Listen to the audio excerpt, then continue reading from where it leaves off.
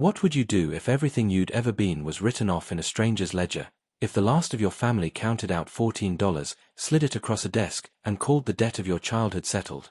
For Nora Whitfield, 19 years old, orphaned in the spring of 1911, this was not a question. It was a Tuesday morning in Abilene, Kansas. 7 of those dollars, half of everything she owned in the world, she would spend on a trunk no one else would bid on, a scarred, iron-banded thing a freight auctioneer could barely give away. The town of Alder Creek, Colorado, would laugh about it for a week.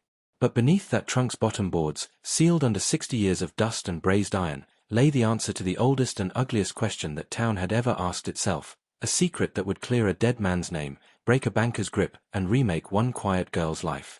Settle in, and let us know in the comments where you're watching from tonight. To understand what Nora did with that trunk, you have to understand the hammer at the bottom of her bag, and to understand the hammer, you have to understand her father.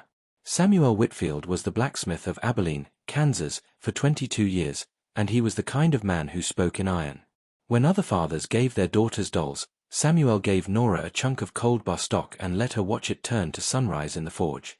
She was 6 years old the first time he lifted her onto the anvil block so she could see the fire properly. Iron tells the truth about itself, he told her, his voice low under the roar of the bellows. Wood lies a little. Men lie a lot. But sound a piece of iron, girl, and it tells you where it's been worked, where it's been hurt, and where it's hiding air. Learn to listen. She learned. By 11 she could draw a point on a nail header. By 14 she could forge weld a broken trace chain so clean you couldn't find the seam with a thumbnail. She knew the difference between a cold shut and a cold chisel, between iron that wanted more heat and iron that had been burned past saving, and she knew the exact ring of a good anvil, the bright, singing note, and the dead, thick thud of a bad one.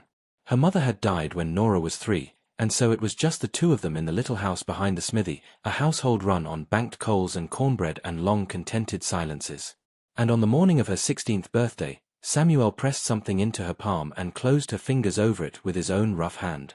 It was a cross-peen hammer, small enough for a woman's grip, the head forged from a piece of broken carriage axle, the hickory handle shaped and scraped and oiled by him alone. Stamped into the wood, deep and plain, were his initials, S.W. A smith's hammer is her signature, he said. Everything you make with it, you'll have made honestly. Keep it on you. It'll feed you when I can't. He did not know how soon that would be. In the 3rd week of March, 1911, Samuel Whitfield came in from the forge with a chill he couldn't shake, and by the end of the 1st week of April, Nora was 19 years old and an orphan, standing in wet grass at the Mount Hope Cemetery, listening to the town say kind things about a man it would forget by summer. She did not cry at the funeral. She went home, banked the forge fire one last time out of habit, and sat in the dark listening to a silence that had no bellows in it. Then, the next morning, came the knock at the door. Amos Whitfield was Samuel's older brother, and he was everything Samuel was not, a dry goods merchant, a deacon, a man who kept his ledgers the way other men kept scripture. He arrived in a pressed suit, expressed his condolences in the order he had written them down, and within a fortnight had sold the smithy, the house, the anvil, the tools, and Samuel's team of mules, and had taken his niece home to the rooms above his store on Cedar Street, the way one takes in a consignment of doubtful goods. For 5 months, Nora lived in her uncle's house and was made to feel the price of it every single day. Not cruelly, there was never shouting in Amos Whitfield's house, never a hand raised, never a scene. It was quieter than that, and colder. Her keep was an entry in a book. At supper he would speak of the cost of flour with a meaningful gentleness. When she mended her own dress rather than buy new, he noted it approvingly, the way one notes a reduction in overhead. She rose at 5, opened the store, swept, stocked, kept the stove, kept her head down, and asked for nothing. She was not unhappy so much as she was held, like an unpaid invoice in a drawer. Then came the Tuesday morning in late August, 1911, when Amos called her into the back office and gestured to the chair across the desk. On the desk lay the household ledger, open. Beside it, an envelope. "Nora," he said, "I've done my duty by my brother, and I'll do my duty by you, and then the account between our families will be square." He turned the ledger so she could see the column of figures. Your father's estate, after his debts, came to $211. You'll keep these 5 months, your board, your wear and tear, I've been generous in the reckoning, comes to $197. The difference is $14. He slid the envelope across the desk. Inside were 14 $1 bills and a railroad ticket. The ticket is one way, Abilene to the end of the line at Grand Junction, Colorado. There's work in the West for a strong back, and you're Samuel's girl, you've got that. $14 is the exact balance, and I won't be argued into sentiment over it. He closed the ledger. The sound it made was very soft. I'd like you on the morning train. She did not argue. She had learned from iron that some things are set cold and will not move for any amount of heat. She went upstairs, and she packed 2 dresses, her mother's ivory comb, a wool coat, a tin cup, 3 pairs of stockings, her father's forging apron with the burns shaped like little maps, and at the very bottom of the bag, wrapped in her spare chemise, the cross-peen hammer with SW in the handle. She was 19 years old. She had $14 and a one-way ticket. And somewhere 900 miles west, in a town she had never heard of, an iron-banded trunk had been sitting unclaimed in a freight warehouse for 60 years, waiting with the patience that only dead things have. Have you ever watched the world come apart at the seams through a train window? For 3 days, Nora watched Kansas flatten and empty behind her, the green giving way to tan, the tan to gray, the farmhouses growing farther and farther apart until whole hours passed with nothing but telegraph poles ticking past like a metronome counting down her old life. The ticket took her 900 miles to Grand Junction, where the rails simply stopped, as if civilization itself had gotten tired and sat down. From there it was a freight wagon, 38 miles up a canyon road into the high country, her bag between her feet, the driver chewing tobacco and not talking. The town he brought her to was called Alder Creek, and it was not pretty, and it did not pretend to be. 24 false-fronted buildings strung along one muddy street, a smelter stack, a church with no steeple, a bank with a stone front that looked like it had been built to dare the mountains to argue. The driver let her off in front of the freight office. Boarding house is up the hill, he said. Works at Riley's Forge or the assay office, if they'll have a girl. Auction Saturday, if you've got money. He looked at her bag, her coat, her worn boots, and you could watch him do the arithmetic. Which you don't. The boarding house wanted more than she had. What she found instead was a one-room cabin behind the Methodist church, one window, a sagging door, a stove with a cracked leg, for $3 a month, first month in advance. She paid it. She bought lamp oil, a sack of cornmeal, a side of bacon, and salt. She counted what remained, twice, and put it in the toe of her spare stocking. And on the 3rd Saturday of September, 1911, she walked down to the freight office, because the auction notice said unclaimed goods, 60 years of accumulation, everything must go, and she needed a box to keep her things in, and she had exactly $7 she was willing to spend. The auction was the town's entertainment for the month. Freight that had never been claimed, going back to the 1850s, miners' kits, a crate of canned oysters gone to legend, bolt cloth, a dentist's chair. The auctioneer sold it all fast and funny, and the crowd, miners, teamsters, storekeepers, and the bank president himself, Mr. Hollis Vane, watching from the doorway with his thumbs in his vest, bid small and laughed large. Then they dragged out the trunk. It was 4 feet long, iron-banded, covered in what had once been green canvas and was now something the color of a bruise. The brass corner fittings were black. There was no key. The auctioneer gave its history in one breath. Checked into this office in the fall of 1851 by a man traveling light. Storage paid 1 year in advance, never claimed, carried over in every ledger the company had kept since. 60 years. Do I hear $5? The auctioneer said. 5. 3. Somebody take it for the iron alone, there's weight in it, Lord knows, it took 2 men to move it. $7, Nora said. The crowd turned as one animal to look at the girl in the worn coat. Somebody laughed. The auctioneer blinked. Sold, he said, almost kindly, the way you'd sell a drowning man a glass of water, to the young lady, for $7. An old man was sitting on the freight dock in the sun, whittling. Moses Tully, 81 years old, who had ridden shotgun on the mountain stages back when the stages ran. He watched them load her trunk onto a handcart, and as she passed, he said, without looking up from his whittling, "That trunk's been waiting longer than you've been living, miss. But the road don't lose things. It just holds 'em till somebody patient comes along." She didn't understand him. She nodded politely, the way you nod at old men, and she pushed her handcart up the hill with half a fortune riding on it, while the town of Alder Creek chuckled itself hoarse behind her. What would you have done? Taken the $7 and bought a winter's food, or spent it on 60 years of somebody else's silence? Let us know in the comments. Here is what nobody tells you about the bottom. It is made of small things. Not catastrophe. Small things. The cracked stove leg that dumped a pot of cornmeal onto the floorboards she'd just scrubbed. The door that wouldn't close, so the October wind came in all night like something looking for her. The arithmetic in the stocking toe, done nightly, $3 for rent, $1.40 for provisions, and now $7 gone for a trunk, which left $2.60 between Nora Whitfield and nothing.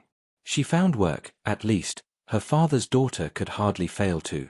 Tom Riley kept the forge at the upper end of Alder Creek, a big, slow, red-bearded man who had buried 2 partners and outworked 3, and when she came asking, he didn't ask her anything back. He put a broken mule shoe in her hand and nodded at the fire. She drew it out, reset it, and welded on a new cork, and the only sound in the shop was the bellows and the ring. When she set down the tongs, Riley said, 4 days a week. $1 a day. You'll eat, and turned back to his fire. It was the kindest sentence anyone had said to her in half a year, and it cost him nothing, and she never forgot it. But $1 a day, 4 days a week, is a ledge, not a living. She came home in the dark with her hands cracked from quench water and coal dust so deep in the lines of her palms it would have taken surgery to remove it. Her shoulders changed shape that fall, she could see it in the mirror. The soft girl of Abilene planed down to something harder, with a smith's forearms and a smith's way of standing. She patched the roof with tin from the dump. She caulked the window with rags. She learned the exact amount of cornmeal that stands between a woman and hunger, which is less than you'd think and more than you'd want. And the trunk sat in the corner, unopened, because it had no key and she had no time. The low point came on a Sunday night in early October, the first hard frost, when the wind found a gap she'd missed and her last candle burned down to a blue bead and died, and she was sitting on the floor with her back against the stove and her father's hammer in her lap, and it occurred to her, calmly, without drama, the way such thoughts occur at the true bottom, that she could wire her uncle and he would send a ticket home and a column of figures, and at least the dark would be warm. She sat with that thought for a long time. Then she got up, and stuffed the rag tighter into the gap with her fingers, and went to bed in her coat. She did not wire her uncle. She never would. Some heat you have to make yourself. The clue, when it came through her hands, the way her father had always promised the truth would. On the 14th of October, a Saturday, 60 years almost to the day since the trunk had first been carried into that freight office, Nora finally decided to deal with it. She needed the storage. She had the afternoon. The lock was a beautiful old thing, a double-lever safe lock set into the hasp, and she studied it the way her father had taught her to study anything made of iron, not as an obstacle, but as a sentence waiting to be read. She picked it in 11 minutes. It wasn't hard. 60 years of mountain damp had done half the work, and a smith's files did the rest. The hasp lifted. The lid opened on hinges that screamed like gulls. And the trunk was empty. Completely empty. A few drifts of old paper dust, the ghost of a camphor smell, bare pine bottom boards blackened with age. 60 years of waiting, and the secret of the famous unclaimed trunk of Alder Creek was that there was no secret at all. She could hear the town laughing already. She should have closed the lid. Instead, her father rose up in her hands, the way the dead do when you've been properly taught. She was running her palm along the bottom boards, meaning only to check them for rot, and her hand stopped on its own. She pressed. She frowned. Then she took up the cross-peen hammer from her belt. She had taken to wearing it on her belt, the way her father had, and she tapped the bottom of the trunk, one ear cocked, and listened. Thunk. Not the bright, ringing note of a quarter-inch of pine over open air. A dead note. A thick note. The note of wood with something dense behind it, the exact note her father had made for her once, long ago, tapping his own anvil's base where the manufacturer had filled a casting floor with iron and lead. Sound your work, Nora. It tells you where it's hiding air, and where it's hiding everything else. She got the freight office scale ticket from her memory. The auctioneer had said it took 2 men. Empty. A trunk this size should have weighed 40 pounds. She would later weigh it at Riley's shop, and it would go 94. And then she did the thing that settled it. She measured. Outside, the trunk stood 22 inches deep. Inside, lid to bottom boards, it measured 15. 7 inches. Somewhere inside her purchase, in the dark between the bottom boards and the world, lay 7 inches of something that did not ring, did not rot, and did not want to be found. She sat back on her heels in the falling dusk, her heart going like a rivet header's hammer, and it seemed to her that the whole cabin was holding its breath. She had spent $7 on 7 hidden inches. Now, what would you do? Pry it open that night by candlelight, or wait for morning and a proper forge? Don't forget to subscribe for more stories of what the past leaves buried, and let us know in the comments what you'd have done next. She waited for morning, because her father had also taught her that you do not do delicate work tired, angry, or in the dark, and she did the thing properly, at Riley's forge, with good light and full tools, on a Sunday when the shop was hers. First, the bottom boards. They came up hard, cut nails, clinched, 60 years set, but a smith knows nails the way a banker knows signatures, and she drew each one with a claw and a block and no splintering, numbering the boards with chalk as they came free. Underneath lay not the trunk's outer shell, as there should have been. Underneath lay iron. A plate of wrought iron, 1/8 of an inch thick, fitted into the trunk's frame as neatly as a pan into a stove hole, its edges not nailed but brazed, run with brass at the seams, sealed the way a boilermaker seals a seam meant to hold under pressure. Somebody had built this trunk the way you build a strongbox, and then dressed it to look like luggage. Somebody had spent money on this. Somebody had spent skill.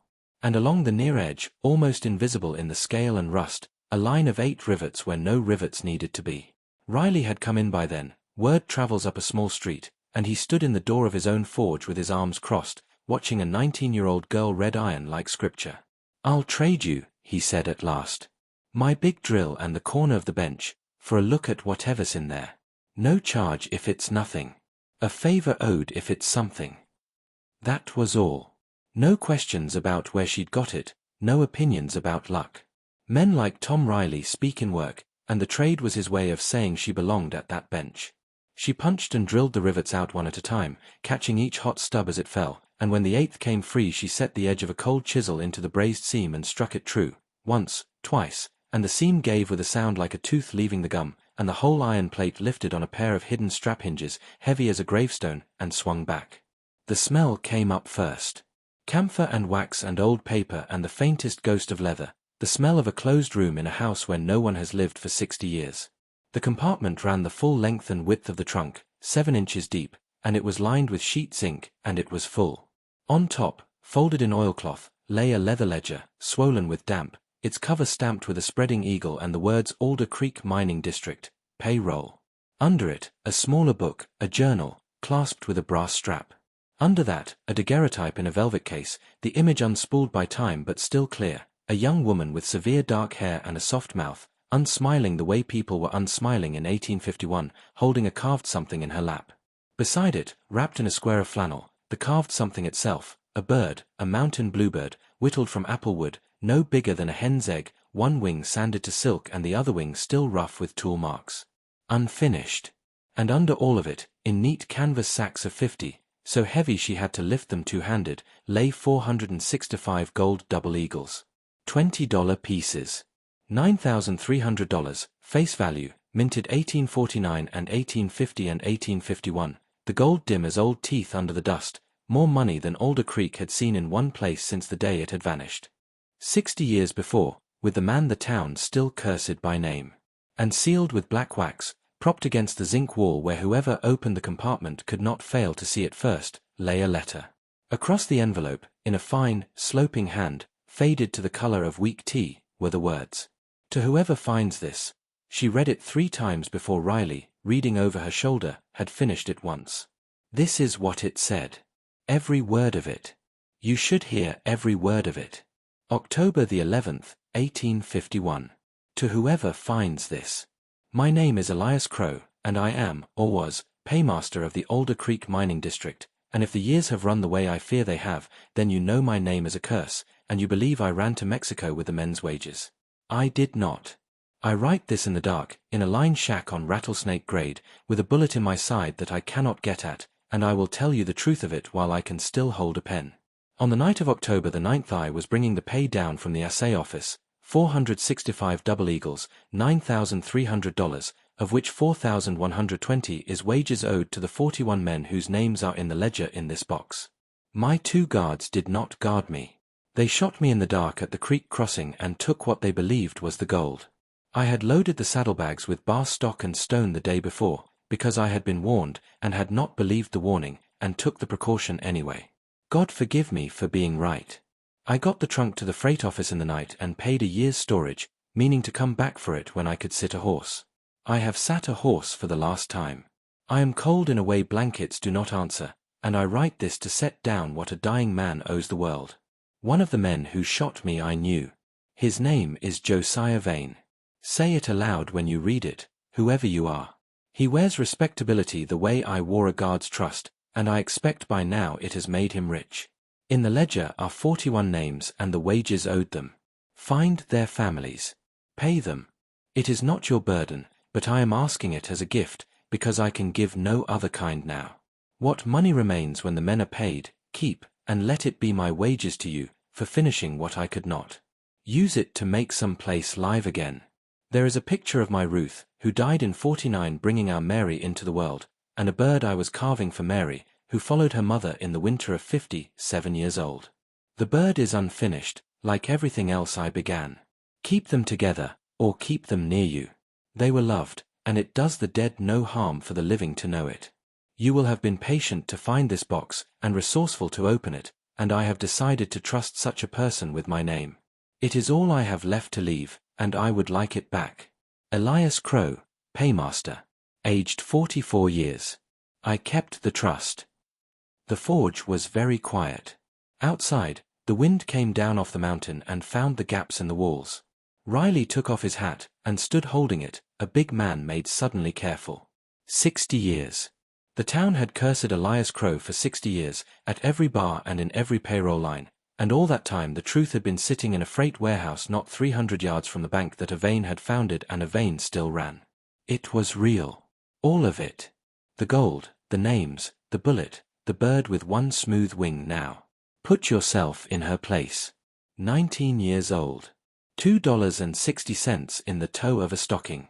$9,300 in gold sitting in a zinc-lined hole, and not a living soul on earth with a better claim to it than hers, and a railroad in Grand Junction that could carry her anywhere money went. She could have been gone by Tuesday, and no one in Alder Creek would ever have known why the girl who bought the trunk stopped being laughed at and started being a story. So why didn't she run? Ask yourself what you would have done, honestly, at 19, with nothing, then let us know in the comments. Here is what Nora Whitfield did. She counted the sacks, twice, and wrote the count in her own small hand on the forged tally slate, 465. She walked the ledger and the letter to the county recorder in daylight, because a thing done in daylight is a thing that cannot be walked back. She filed notice of the find and of Crow's statement, and the recorder read the letter twice and then walked it himself to the newspaper, and by the end of the week there was not a dinner table in the county where anything else was being discussed. And then she started paying the men. It took the better part of a year, and it was work, her kind of work, methodical, unglamorous, done in ledgers and letters and the county's deeds. The 41 names of October 1851 had scattered across the West like seed. Some of the men had left children. Some had left only a grave and a sister in Missouri. The ledger gave each man's wage to the penny, and she paid each one in full, with interest reckoned at 6% for 60 years, which she calculated herself, at night, at the corner of Riley's bench, and she paid the $4,120 of 1,851 wages out as 11,000 and change in 1912 money, and the difference, the interest the gold could not cover, she made up out of her own share, dollar by dollar, over the months that followed, because Elias Crow had asked for the men to be paid, and her father had taught her that a job is finished when it is finished, not when it becomes expensive. The town watched her do it, and the town changed around her the way weather changes, not all at once, and not with speeches. It changed in small, transactional acts of respect, which is the only way a working town knows how to say anything.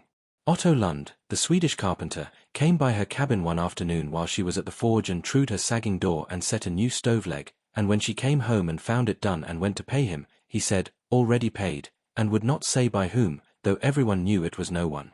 Mrs. Blythe, the undertaker's widow, began leaving a covered pot on her step every Sunday, stew, with instructions to return the pot, which is how you know a thing is a transaction and not a charity, and also how you know it is not only a transaction.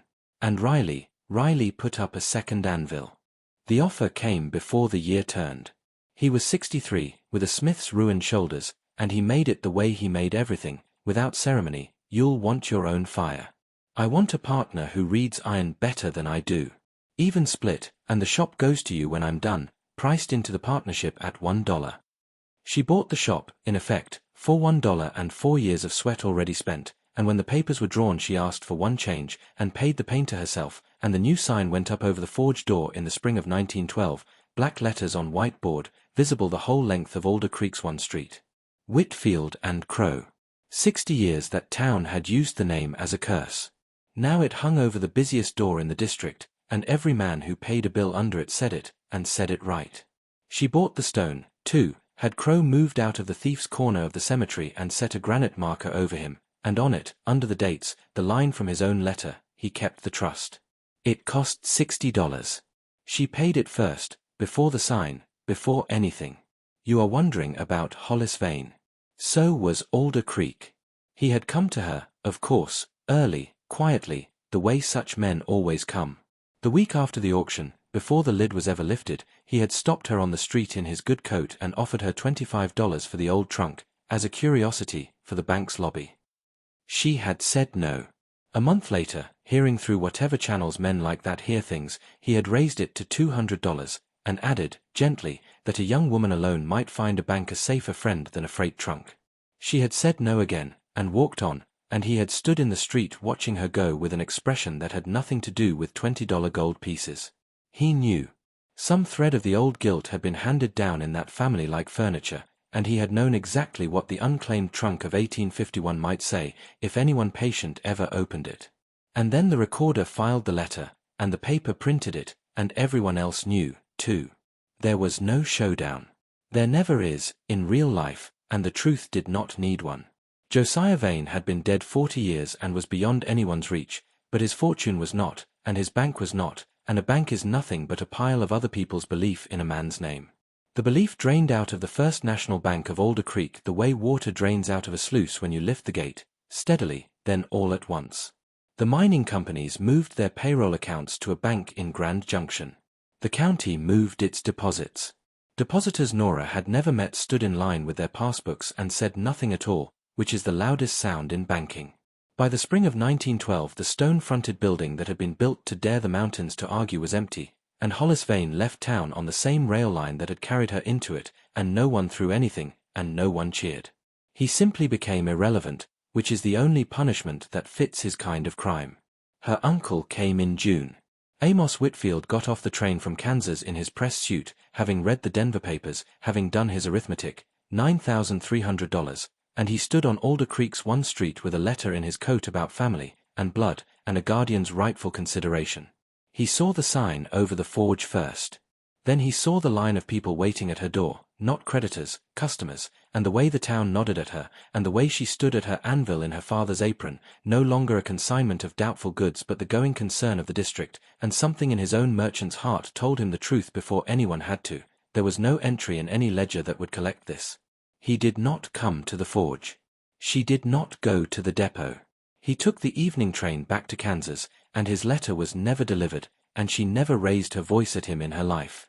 She had learned from iron, some things are set cold, and you do not waste heat on them. A year, then, the way a year passes in a place with winters, fast in the working, slow in the remembering. By the autumn of 1912 the forge at the top of Alder Creek ran 6 days a week and hired 2 strikers, both of them grandsons of men whose names had been in Crow's ledger, which Nora knew and did not mention, because some things are better kept as arithmetic. The cabin behind the Methodist church got a real stove and a door hung true and a shelf, and on the shelf sat a velvet case holding a photograph of a dark-haired woman, and beside it a bluebird of apple wood, 1 wing silk and 1 wing rough. Every evening, after the banked fire, she made coffee in a tin pot and drank 1 cup on the step while the light went off the mountain, summer and winter both. It was the whole of her religion, that cup. It tasted like the day being done honestly. Every Monday she walked down the hill and paid her strikers herself, out of a leather ledger with a spreading eagle on the cover, which she had dried page by page and kept as the shop's own because a paymaster's book should stay in the wages business. And every evening at dusk, old Moses Tully, 82 now, made his slow way up the hill on his stick and sat on the forged mounting block in the last of the sun, and she poured him the second cup from the tin pot, and they watched the street go quiet, 2 people who knew about waiting. 60 years it sat there, he said once, in the second autumn. Freight men used to curse it for the wait.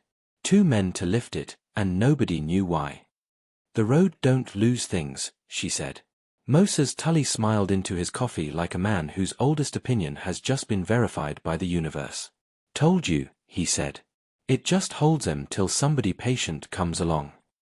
And so we come to the dusk of the story, which is where such stories should end, at the workbench, in the hour when the light goes amber and the tools cool.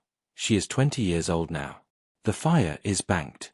The line of the mountain is going from gold to blue, and on the bench in front of her, in the last of it, lie 2 objects, and she holds one in each hand, the way you hold the 2 halves of an answered I in her left hand, a cross-peen hammer, small, the head forged from a broken carriage axle, SW stamped deep in the hickory. A man she knew gave her that, and what he gave her with it was a way of listening to the world. Iron tells the truth about itself, an inheritance with no dollar figure, the kind that never appears in any ledger, the kind her uncle could not have found with both hands and a search warrant.